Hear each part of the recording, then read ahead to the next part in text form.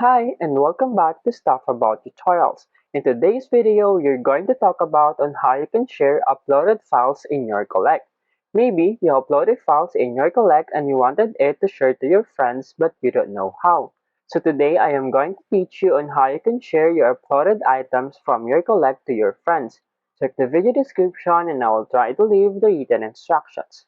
So without further ado, let's get into the video. First you need to do is to open your Collect application.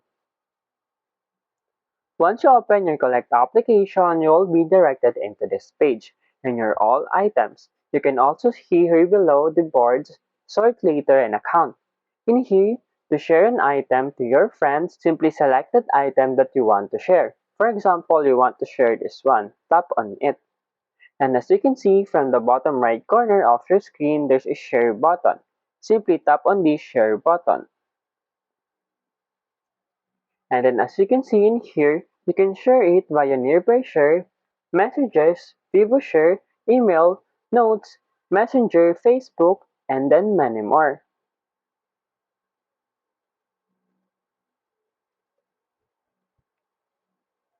There you go. If you wanted to know on how you can share and uploaded items from your Collect, that is the easiest way I know how.